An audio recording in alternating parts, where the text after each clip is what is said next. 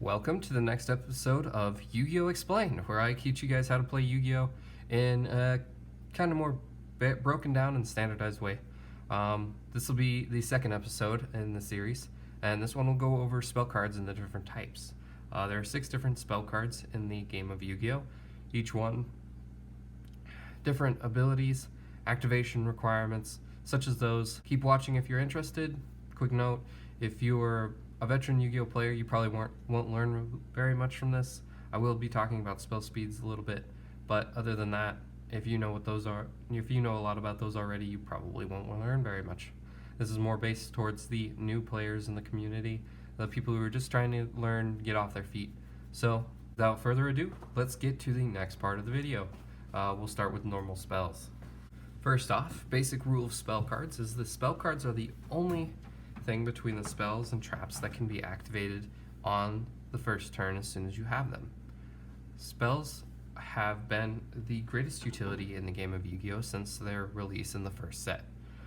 Originally called magic cards until the Magician's Force box set, as to not step on the toes of the magic community, they were changed to spell cards and have been named so ever since.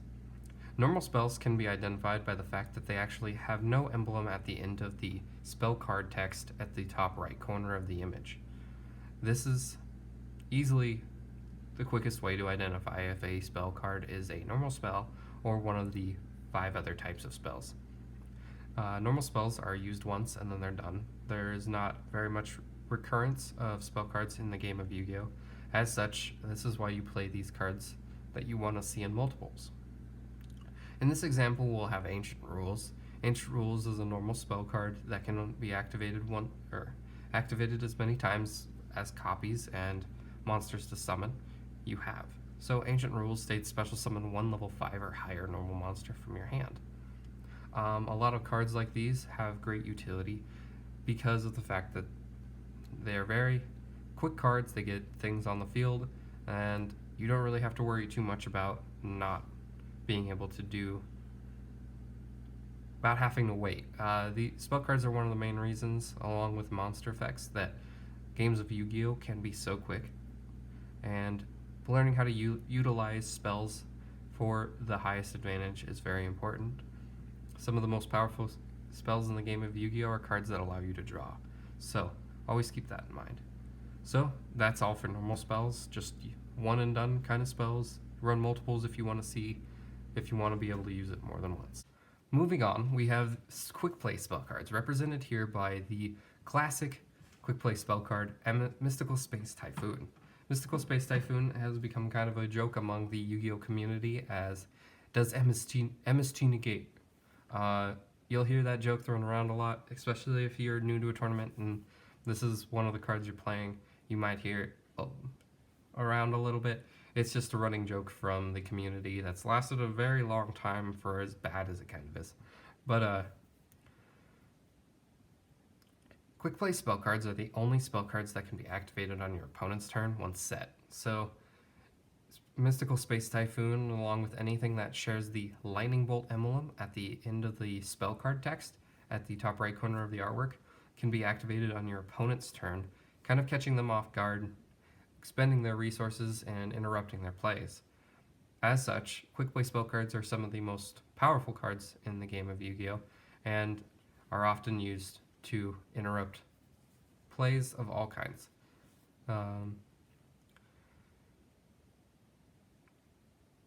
Pretty much also with Mystical Space Typhoon, as being a Quickplay spell card, Quickplays also are a one and done kind of thing.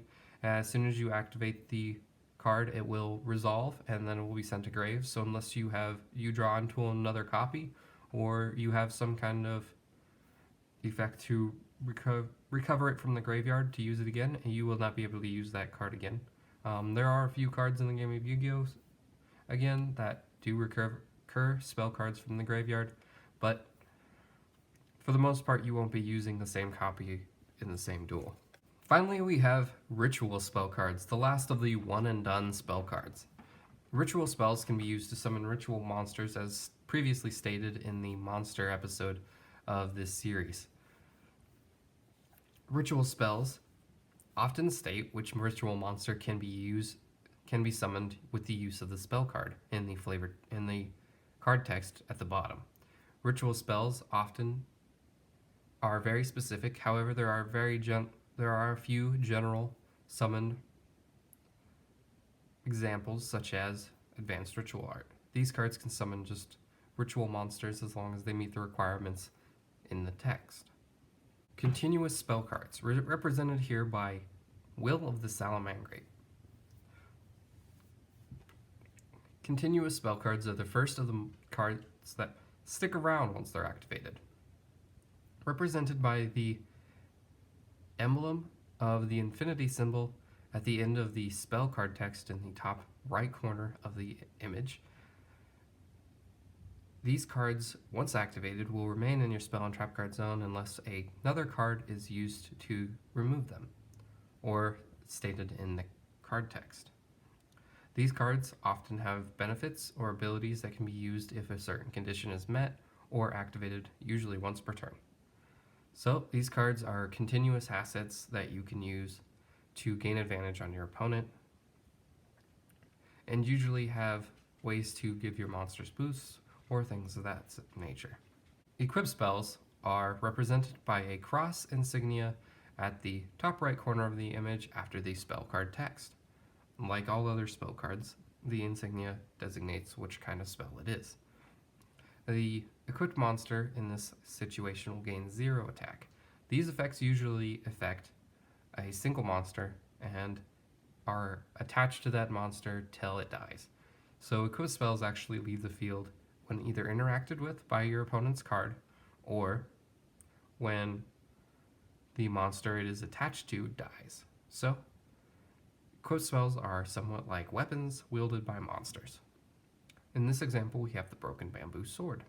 Broken Bamboo Sword is one of the most lackluster equipped spells.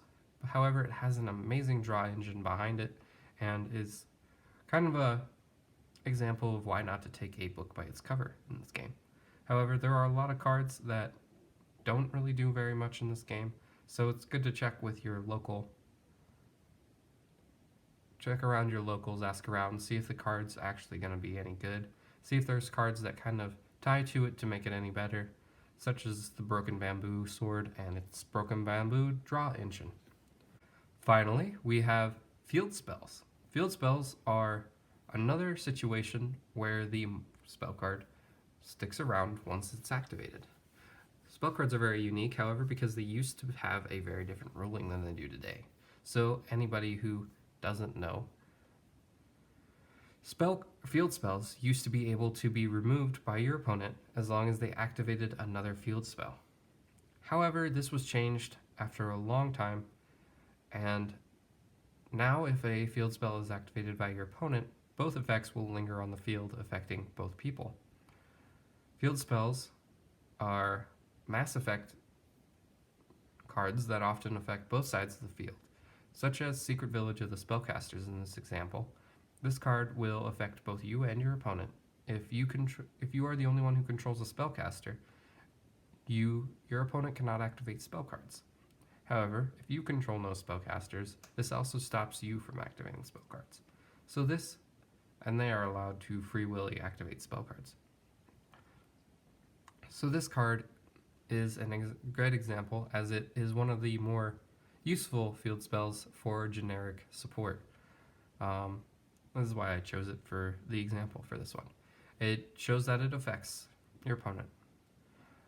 Field spells were not very prominent in the game of Yu-Gi-Oh! Until probably about the age of the Cosmos. Cosmos having one of the first field spells that are really prominent, really advantageous, and since there has been a few other field spells that have really become very notable in the game of Yu-Gi-Oh!, such as Dragonic Diagram.